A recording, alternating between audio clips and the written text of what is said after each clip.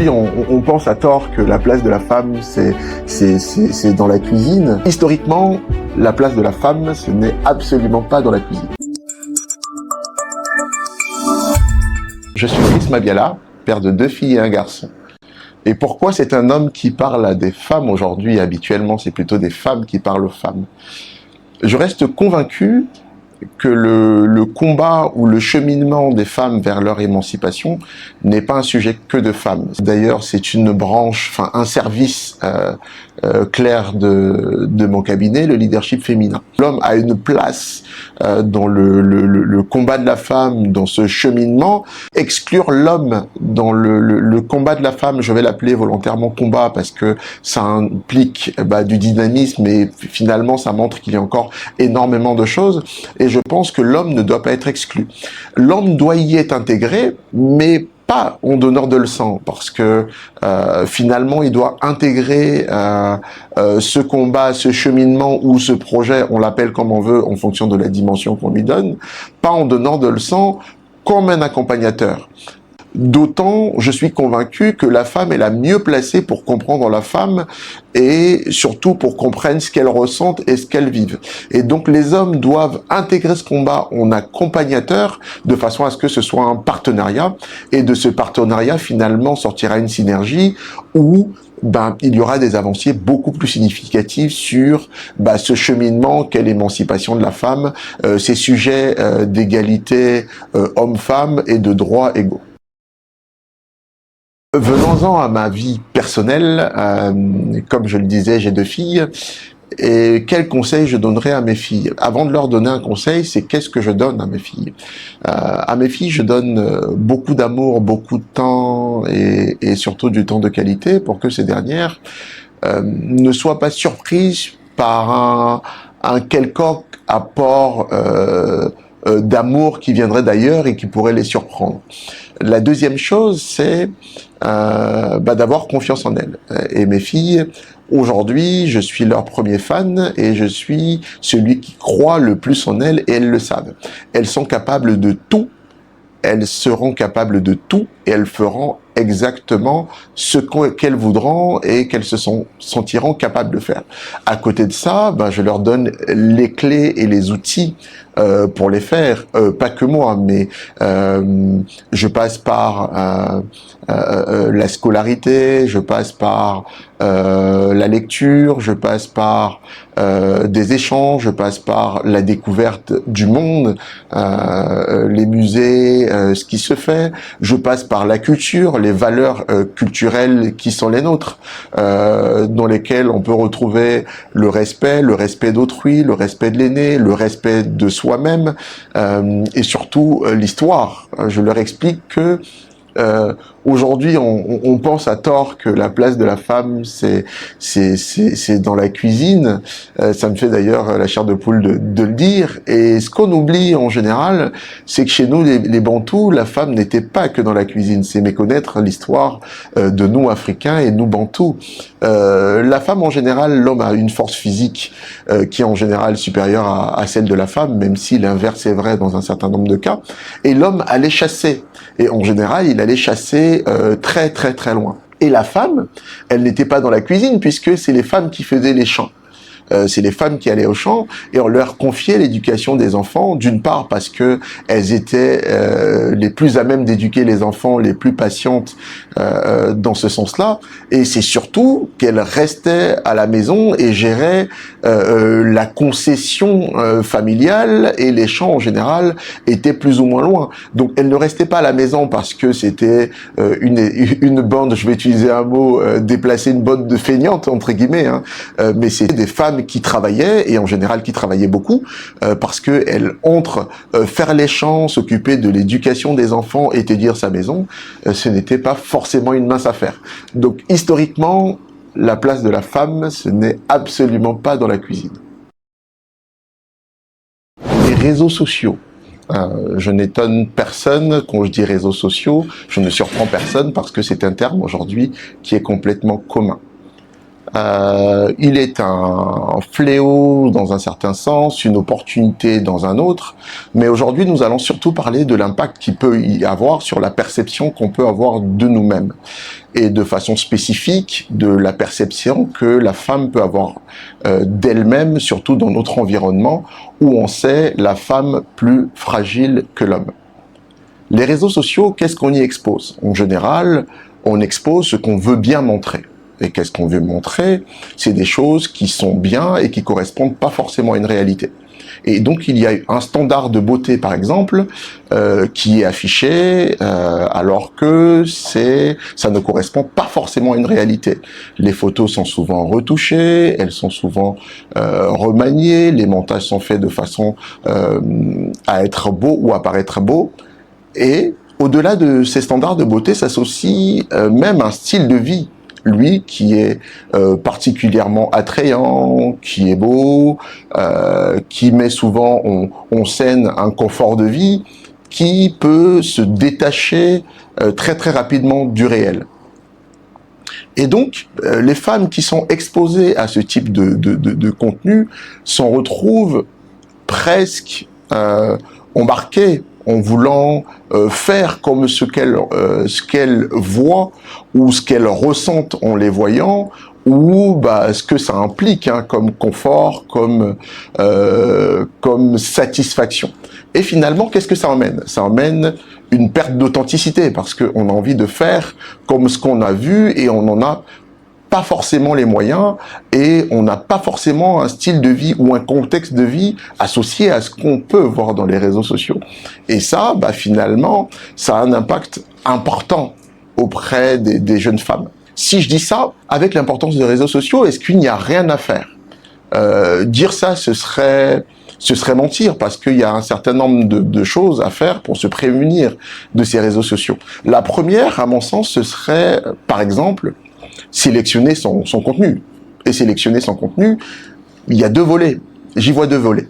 Le premier, c'est diminuer son exposition. Ça permet, de façon mécanique, à diminuer l'impact que ça pourrait avoir sur la jeune femme qui les regarde. Et la deuxième chose, c'est sélectionner les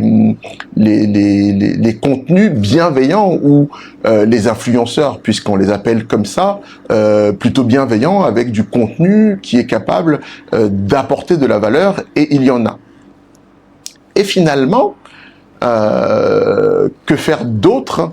C'est de se prémunir de ça avec des activités réelles et qui correspondent à une vie saine, je pense, à cultiver une estime de soi via des études, grandir les études de façon générale, je ne parle pas forcément du scolaire. Deuxièmement, des activités comme le sport, qui sont des activités avec un vrai apport sur le bien-être. Et finalement, des projets qu'on a depuis longtemps, des projets futurs, se focaliser et les réaliser, permettent également de s'éloigner de cette consommation excessive des réseaux sociaux. L'amour, l'amour, l'amour. C'est très très beau l'amour, surtout quand on est jeune.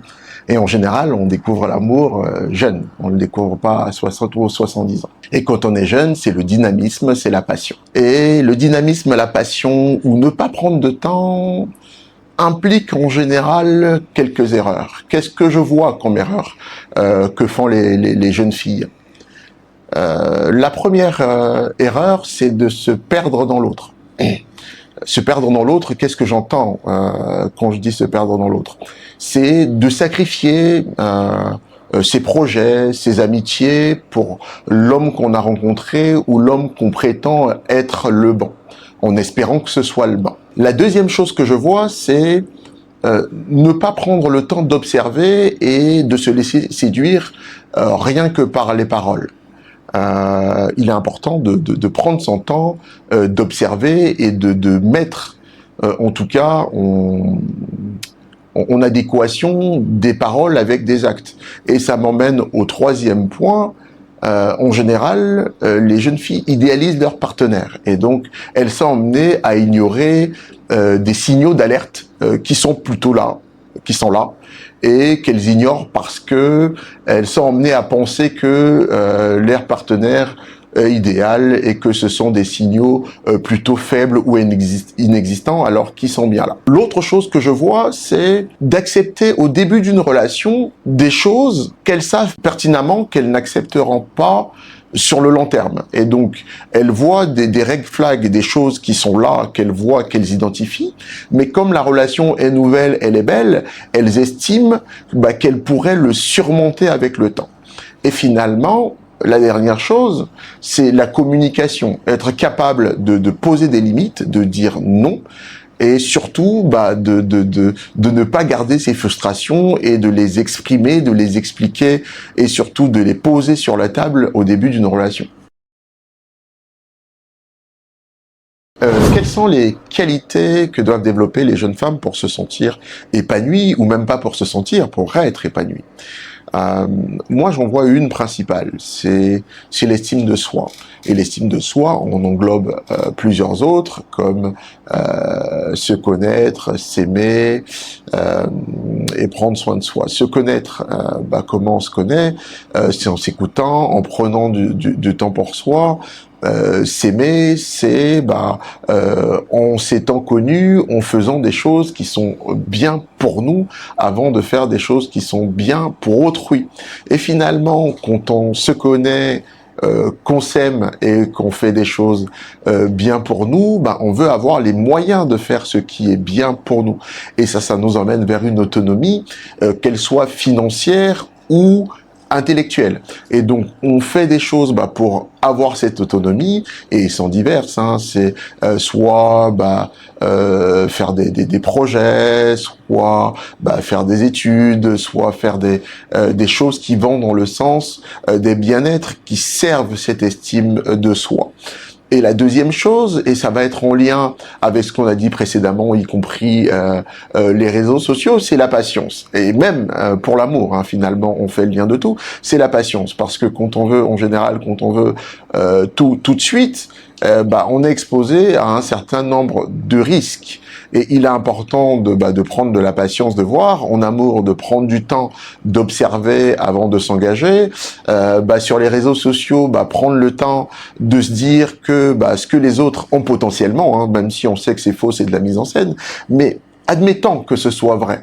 En général, celles qui le font et qui montrent ce qu'elles font, ont pris du temps pour le construire. En général, il y a un storytelling derrière, qu'il soit vrai ou pas, et qu'elles se disent que elles aussi doivent prendre du temps pour avoir ce qu'elles désirent finalement, ou ce qu'elles veulent pour elles, puisque ça rejoint l'estime de soi, se connaître, s'aimer et finalement faire ce qui est bien pour soi. En parlant d'authenticité et de standards de beauté, il est important que les jeunes filles, en ayant cultivé l'estime de soi, comprennent qu'elles n'ont pas mieux que ce qu'elles sont et ce que elles veulent véhiculer. Et donc, le critère de beauté n'est pas forcément celui qu'on voit par ailleurs, celui qui est dessiné et celui qui est en général surfait. Le standard de beauté correspond à ce qu'on est, et si une femme est claire ou est noire, elle n'est pas forcément moins belle que quelqu'un qui serait différente d'elle. Si une femme a envie d'avoir des cheveux courts et qu'elle se trouve belle, il y a des chances qu'elle soit belle aussi pour autrui. Et si elle a envie d'avoir des cheveux longs, attachés ou tressés, ce n'est pas moins un standard de beauté au rabais que ce qui est affiché sur les réseaux sociaux. Et j'irais sur une notion très importante dans les relations amoureuses. L'important, c'est qu'elle soit acceptée telle qu'elle est, telle qu'elle se présente, et non pas comme celui qui partagerait potentiellement sa vie voudrait qu'elle soit. Parlons des pressions sociales. Les pressions sociales existent. Ce serait mentir que de considérer qu'elles n'existent pas, qu'elles sont faibles. Qu'elles soient celles induites par les réseaux sociaux, qu'elles soient celles induites par notre culture, qu'elles soient celles induites par notre environnement, ces pressions existent. Réussir vite, réussir bien, et d'ailleurs on se demande ce que c'est réussir bien, se marier, rapidement, font partie des pressions qu'une jeune fille peut avoir. Est-ce que nous sommes complètement sans armes face à ces pressions sociales? Moi, je dirais non, puisqu'on a parlé précédemment de l'estime de soi, qui est une bonne façon de se prémunir contre ces pressions sociales. Ça peut commencer par se fixer des objectifs qui sont en accord avec ses valeurs. Si ses valeurs et son objectif c'est de se marier tôt, eh ben c'est libre à la femme de se marier au moment où elle sent qu'elle est prête et qu'elle a besoin de se marier. Ici c'est beaucoup plus tard. Et à ce moment-là, bah, c'est beaucoup plus tard. Et donc la bonne heure, le bon moment et la bonne façon de se marier, c'est le moment qu'elle aura choisi et la façon qu'elle aura choisi de le faire. Et donc, bah, ce ne sont pas les pressions sociales qui conditionneront sa vie, mais plutôt bah, ses valeurs à elle. Et là, elle est aidée par cette estime de soi qu'elle aura développée et cette confiance en soi. Et finalement, bah, comment on s'aide également face à ça?